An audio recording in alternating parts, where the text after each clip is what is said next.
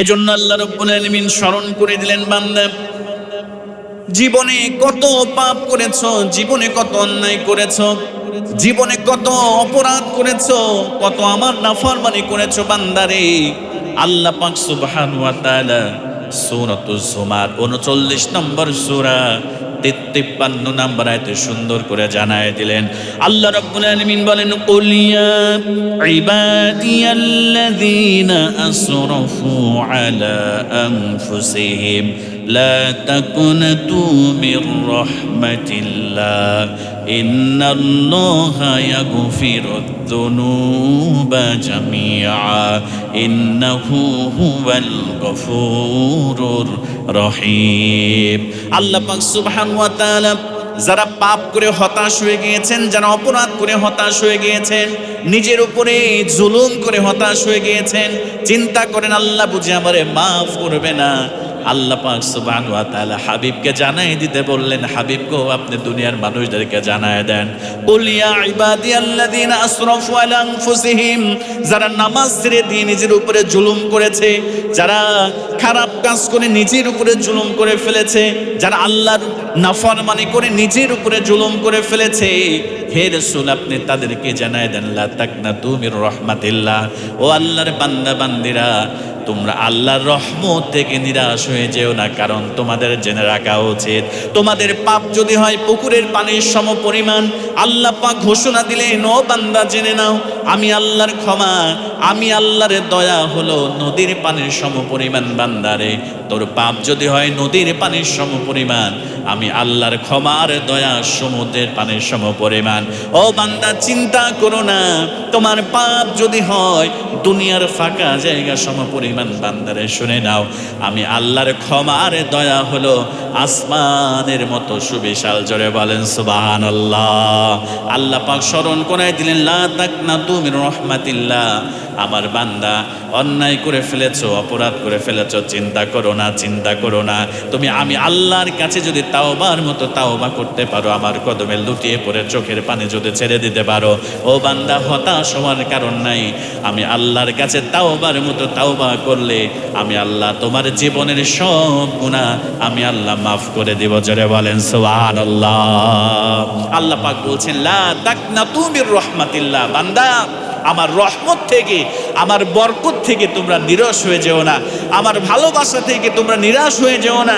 আমি আল্লাহ পাক সুবহানাহু ওয়া তাআলা, ইন্নাল্লাহা ইয়াগফিরুয যুনুবা জামিআ, আমার কাছে তাওবা করলে আমি তোমাদের জীবনের সব গুনাহ মাফ করে দেব। কারণ হলো ইন্নাহু হুয়াল গফুর রহিম, আমি আল্লাহ হলাম গফুর, আমি আল্লাহ হলাম রহিম। জোরে বলেন সুবহানাল্লাহ।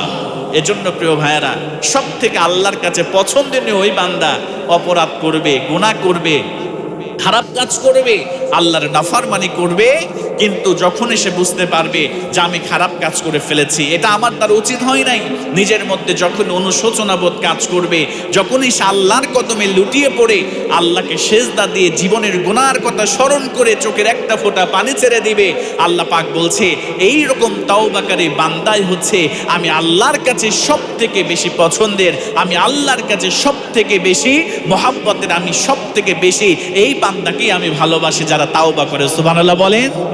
তাহলে আল্লাহর কাছে এক নম্বর যে পছন্দনীয় গুণ হচ্ছে, মহাব্বতের যে গুণ হচ্ছে, আল্লাহ তাকেই বেশি ভালোবাসে যে ব্যক্তি গুনাহ করার পরে আল্লাহর কাছে বেশি বেশি করে সে তাওবা করে। সুবহানাল্লাহ বলবেন না? আমার প্রিয় ভাইয়েরা, আল্লাহর মায়া, আল্লাহর ভালোবাসা বান্দার প্রতি কত আপনি জানেন?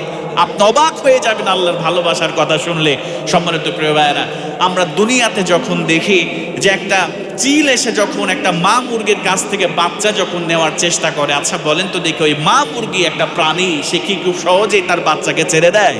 দেখবেন পাখার মধ্যে করে সবগুলো বাচ্চাকে রেখে নিজের জীবনটা দিয়ে দিবে, তবুও তার বাচ্চাকে চিল বা বাস পাখিকে নিয়ে যেতে দেবে না। আমরা ন্যাশনাল জিওগ্রাফি চ্যানেল আগে দেখতাম যখন, তখন দেখতাম যে সেখানে বিভিন্ন পশু পাখির বিভিন্ন দৃশ্য সেখানে দেখানো হতো।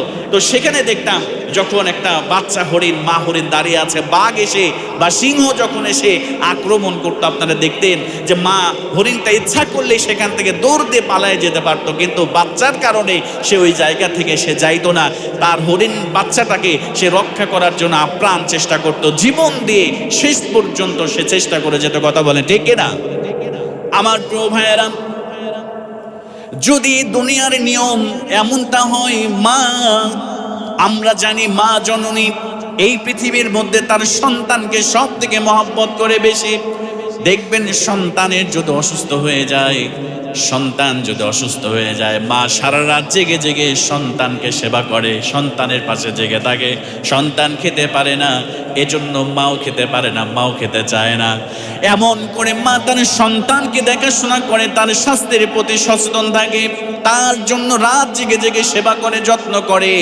আমার প্রিয় ভাইরা, আল্লাহ পাকের হাবিব বলেছেন হাদিসে কুদসির মধ্যে, আল্লাহ পাক বলেন, আমি আল্লাহর 99টা, আমি আল্লাহর 100টা ভালোবাসা, এর মধ্যে আমি 99টা ভালোবাসা আমার নিজের কাছে রেখে দিয়েছি, আর একটা মাত্র ভালোবাসা দুনিয়াতে যত প্রাণী আছে, দুনিয়াতে যত মানুষ আছে, কিয়ামত পর্যন্ত যত প্রাণী আসবে, আমি আল্লাহ পাক সুবহানাহু ওয়া তাআলা একটা মাত্র ভালোবাসা সবার মধ্যে বন্টন করে দিয়েছে। আমার প্রিয় ভাইয়েরা, এই একটা মাত্র ভালোবাসার ছিটেফোঁটা আমরা পেয়েছি। পাওয়ার পরে স্বামী তার স্ত্রীকে কত মহব্বত করে, ও প্রিয় ভাইয়েরা, মা বাবা তার সন্তানকে কত মহব্বত করে, সন্তান তার মাকে কত মহব্বত করে, ভাই তার ভাইকে কত মহব্বত করেন। আর একটা বার চিন্তা করে দেখেন তো, যে আল্লাহর কাছে 99টা ভালোবাসা আছে, আমরা একটা ভালোবাসার ছিটেফোঁটা পেয়ে যদি আমাদের অবস্থাটা এমন হয়, তাহলে যে আল্লাহর কাছে 99টা ভালোবাসা আছে, আল্লাহ পাক সুবহানাহু ওয়া তাআলা তার বান্দার প্রতি কত দায়িত্ব, কত যত্নশীল, কত মহব্বত তার বান্দাকে করে। আল্লাহ পাক বলে, বান্দারে চিন্তা করো না, কিয়ামতের মাঠে আমি আল্লাহ পাক সুবহানাহু ওয়া তাআলা তোমাদের মধ্যে যে একটা ভালোবাসা আমি দিয়ে দিয়েছিলাম, আমি আল্লাহ ওই একটা ভালোবাসা উঠাই নিব। আমি আল্লাহ 100% ভালোবাসা নিয়ে বান্দারে তোর অপরাধগুলোকে, তোর অন্যায়গুলোকে ক্ষমা করে করে আমি আল্লাহ তোরে জান্নাত দিয়ে দেব। জোরে বলেন সুবহানাল্লাহ। তার মানে আমাদেরকে যখনই অপরাধ হবে, অন্যায় হবে, বুদ্ধিমান ব্যক্তি তো সেই, বুদ্ধিমান মুমিন তো সেই ব্যক্তি যে আল্লাহর কাছে সঙ্গে সঙ্গে তাওবা করে, আল্লাহর কাছে সঙ্গে সঙ্গে ইস্তেগফার করে আল্লাহর কাছে ফিরে আসবে, আর আল্লাহ পাক সুবহানাহু ওয়া তাআলা তার জীবনের সব গুনাহগুলো মাফ করে দেবে। সুবহানাল্লাহ বলবেন না? রাসূলুল্লাহ সাল্লাল্লাহু আলাইহি ওয়াসাল্লাম বলেছে, একজন তাওবাকারী বান্দাকে আল্লাহ কত ভালোবাসে। একজন তাওবাকারী বান্দিকে যারা গুনাহ করার পরে, যারা অপরাধ করার পরে আল্লাহর দিকে ফিরে আসে, আল্লাহ পাক ও সাহাবীরা আল্লাহ তাদেরকে কত ভালোবাসে তোমরা জানো? আল্লাহ রাসূল বলছে, সাহাবীরা ধরে নাও একজন ব্যক্তি সে মরুভূমির মধ্যে সফরে বের হয়েছে, উট নিয়ে, উটের উপরে তার জীবিকা নির্বাহের জন্য খাদ্যদ্রব্য সবকিছু উটের উপরে রয়েছে, সে মরুভূমির মধ্যে সফরে বের হয়েছে। এমন অবস্থায় একটা জায়গায় অত্যন্ত ক্লান্ত হয়ে গিয়েছে, সে অত্যন্ত ক্লান্ত হয়ে যাওয়ার পরে একটু বিশ্রাম নেওয়ার পরে সে বিশ্রাম নেওয়ার জন্য একটা গাছের নিচে বসেছে, একটু ঝিমুনি ভাব এসেছে, একটু ঘুমিয়ে পড়েছে ক্লান্ত শরীর নিয়ে। এই ব্যক্তি ঘুম থেকে উঠে দেখে তার উটও নাই, তার উট ভর্তি যে খাবার ছিল সেটা উট নিয়ে চলে গিয়েছে। তখন ওই ব্যক্তির অবস্থা কেমন হবে? তার বেঁচে থাকার আর কোনো আশা কিন্তু তার থাকবে না। কথা বলে ঠিক কিনা? চারিদিকে ধুধু মরুভূমি, চারিদিকে বাড়ি নাই, চারিদিকে ঘর নাই, জনমানবহীন একটা শূন্য একটা জায়গায় সে ঘুম থেকে উঠে দেখে তার উটও নাই, তার খাবারও নাই, তার পানিও নাই। সে চিন্তা করছে, আমার বেঁচে থাকার মতো আর কোনো পরিবেশ নাই, নিশ্চিত আমি এই জায়গায় মারা যাব। আমার পানি নাই, আমার খাদ্য নাই, আমার খাবার নাই, আমার উট নাই, আমি কিভাবে এখান থেকে উদ্ধার পাবো? এই ব্যক্তি চিন্তা করতে করতে আবার সেই জায়গায় সে ঘুমিয়ে পড়েছে। আল্লাহ রাসূল বলছে, ওই ব্যক্তি ঘুম থেকে ওঠার পরে দেখে তার উটটা আবার খাদ্যদ্রব্য নিয়ে, পানি নিয়ে তার কাছে আবার ফিরে এসেছে। ধরে বলেন সুবহানাল্লাহ। আল্লাহ রাসূল বলছে, উটটা পাওয়ার পরে ওই ব্যক্তি যতটা না খুশি হয়, আল্লাহর কোনো বান্দা বান্দি যদি গুনাহ করার পরে আল্লাহর কাছে তাওবা করে সে ফিরে আসে, আল্লাহ পাক সুবহানাহু ওয়া তাআলা ওই ব্যক্তির থেকে হাজার হাজার গুণ বেশি খুশি হয়ে যায়। জোরে বলেন সুবহানাল্লাহ। আল্লাহ পাক এত সুন্দর করে আমাকে আপনাকে সবথেকে সেরা করে, লাকাদ খলাকনাল ইনসানা ফি আহসানি তাকওয়িম, আল্লাহ পাক সুবহানাহু ওয়া তাআলা এত যত্ন করে এই বান্দাকে বানিয়েছে, আমাদেরকে বানিয়েছে। ও প্রিয় ভাইয়েরা, আপনি যদি একটা বাড়িতে আম গাছ লাগান, আপনি যদি নিজ হাতে ওই আম গাছের যত্ন করেন, আপনি যদি নিজ হাতে ওই আম গাছকে বেড়ে উঠতে দেখেন, ওই আম গাছের ফল যখন ধরে যদি ফলগুলো নষ্ট হয়ে যায়, আপনার কি কষ্ট লাগবে নাকি ভালো লাগবে? বলেন তো ভাইয়েরা, কি কষ্ট লাগবে কি লাগবে না? আপনার কষ্ট লাগবে, আপনি আফসোস করুন, হায় রে, এত যত্ন করলাম, এত যত্ন করে লাগালাম, সার বিষ দিলাম, পানি দিলাম, সব কিছু দিলাম, তারপরে একটা ফলও খাইতে পারলাম না, আপনার একটা ভালোবাসার জায়গা তৈরি হবে। ও সম্মানিত প্রিয় ভাইয়েরা, যে আল্লাহ পাক আশরাফুল মাখলুকাত করে, যে আল্লাহ পাক সৃষ্টির সেরা করে, সব থেকে সুন্দর কাঠামো দিয়ে যে আল্লাহ পাক সুবহানাহু ওয়া তাআলা আমাদেরকে বানিয়েছে, আমাদেরকে নিজ হাতে আমাদের অবয়ব দিয়েছে, আমাদের মুখটা আল্লাহ পাক সুবহানাহু ওয়া তাআলা নিজ হাতে আমাদের চেহারাকে তৈরি করেছে। আল্লাহ পাক সুবহানাহু ওয়া তাআলা আমাদেরকে তো জাহান্নামে দিতে চান না, আল্লাহ পাক আমাদের ভালোবেসে ক্ষমা করে আমাদেরকে জান্নাত দিতে চায়। আমাদের শুধু কাজ হচ্ছে যখনই অন্যায় হবে, যখনই ভুল হবে, যখনই অপরাধ হবে, আমাদের আল্লাহর কাছে ফিরে আসতে হবে। কথা বলেন ঠিক কিনা? একদিন মূসা আলাইহিস সালাতু ওয়াস সালাম আল্লাহকে প্রশ্ন করছে। মূসা আলাইহিস সালাম তো বিভিন্ন সময় আল্লাহকে বিভিন্ন প্রশ্ন করতেন। তো মূসা আলাইহিস সালাম আল্লাহকে প্রশ্ন করছে, রব্বুল আলামিন, আপনি এত সুন্দর করে মানুষ বানালেন, আপনি এত সুন্দর অবকাঠামো দিয়ে তৈরি করলেন, আপনি কেমন করে আবার এই মানুষগুলোকে আপনি জাহান্নামের সেই আগুনের মধ্যে দিবেন, যে জাহান্নামের আগুন হচ্ছে দুনিয়ার আগুনের থেকে 69 গুণ বেশি তেজওয়ালা আগুন। এই আগুনের মধ্যে আপনি কেমন করে আবার সেই মানুষদেরকে আপনি দিবেন? আপনি নিয়ে যাতে এত মায়া করে, এত যত্ন করে, এত ভালোবেসে আপনি তৈরি করার পরে কেন আপনি তাদেরকে আবার জাহান্নামের মধ্যে দিবেন? আল্লাহকে এটা মূসা আলাইহিস সালাতু ওয়াস সালাম প্রশ্ন করছে।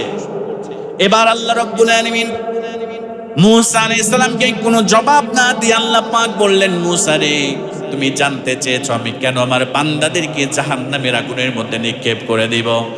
এত সুন্দর করে বানিয়ে নিজ হাতে তৈরি করার পরে কেন আমি তাদেরকে জাহান্নামের মধ্যে আমি পুরাই দিব, আগুন দ্বারা পুরাবো, আগুন দ্বারা শাস্তি দিব? ও মূসা, তুমি প্রশ্নের জবাব তুমি নিজেই পেয়ে যাবে। তুমি কিছু জব চাষ করো, কিছু তুমি গম চাষ করো। হযরত মূসা আলাইহিস সালাতু ওয়াস সালামকে আল্লাহ পাক নির্দেশ দিলেন, তুমি কিছু জব অথবা গম তুমি চাষ করো। হযরত মূসা আলাইহিস সালাতু ওয়াস সালাম এবার গম রোপণ করলেন বা জব রোপণ করলেন, সুন্দর করে আগাছা পরিষ্কার করলেন, সেচ দিলেন, পানি দিলেন, কীটনাশক দিলেন, যত রকমের যত্ন আছে সব যত্ন মূসা আলাইহিস সালাতু ওয়াস সালাম করলেন।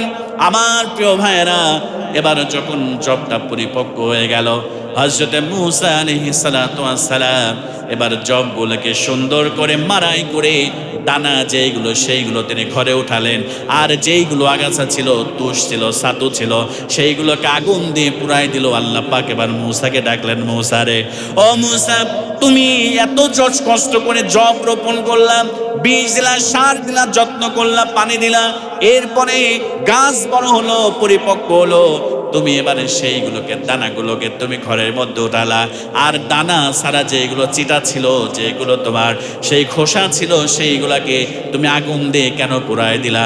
এবার মূসা আলাইহিস সালাতু ওয়াস সালাম বললেন, আল্লাহ, যেগুলো আমার জন্য পারফেক্ট ছিল, আমার কাছে পছন্দনীয় ছিল, যেগুলো আমার উপকারে আসবে, আমি সেইগুলোকে ঘরে এনেছি, আর যেগুলো আমার কোনো প্রয়োজন নাই, যেগুলো খাওয়ার উপযুক্ত না, যেগুলো পছন্দ না, সেইগুলোকে আমি পুড়িয়ে দিয়েছি। আল্লাহ পাক সুবহানাহু ওয়া তাআলা হযরত মূসা আলাইহিস সালাতু ওয়াস সালামকে ডাক দিয়ে বললেন, মূসা রে, শুনে নাও, আমি তোমার বান্দাদেরকে আমি বাছাই করতে চাই। আমি আল্লাহ গাইডলাইন হিসেবে আমি কোরআন দিয়েছি, রাসূলকে পাঠিয়ে দিয়েছি। আমি আল্লাহ পাক সুবহানাহু ওয়া তাআলা সবাইকে জান্নাত দিতে চাই, কিন্তু যারা এমন হবে কোরআন দিয়ে, সুন্নাহ দিয়ে, যারা নেক আমল দিয়ে, ভালো ভালো কাজ দিয়ে যারা তাদের নিজেদের জীবনকে সাজাবে, আমি আল্লাহ তাদেরকে জান্নাত দেব। আর যারা আমি আল্লাহ পাক বিধিনিষেধ দেওয়ার পরে, কোরআন দেওয়ার পরে, রাসূল দেওয়ার পরে যারা আমার কোরআনকে ফলো করবে না, আমার রাসূলের আনুগত্য করবে না, নেক আমল করবে না, জেনে বুঝে ভালো কাজ করবে না, আমি আল্লাহ পাক সুবহানাহু ওয়া তাআলা ঠিক একইভাবে আমিও তাদেরকে জাহান্নামের মধ্যে নিক্ষেপ করে দেব। জোরে বলেন নাউজুবিল্লাহ। তার মানে প্রিয় ভাইরা, আল্লাহ পাক কিন্তু আমাদেরকে জাহান্নামে দিতে চান না। আল্লাহ জান্নাত বানিয়েছে 8টি, জাহান্নাম বানিয়েছে 7টি। তার মানে আল্লাহ আমাদেরকে ভালোবাসেন, মহব্বত করেন। এজন্য সম্মানিত কলিজার টুকরা প্রিয় ভাইয়েরা, আমরা যখনই অপরাধ করব, অন্যায় যখনই হয়ে যাব, আমরা সব সময় অন্যায় হয়ে যাওয়ার পরে, অপরাধ হয়ে যাওয়ার পরে আমরা তাওবা করে ফিরে আসবো একজনের কাছে। সবাই বলেন তো তিনি কে?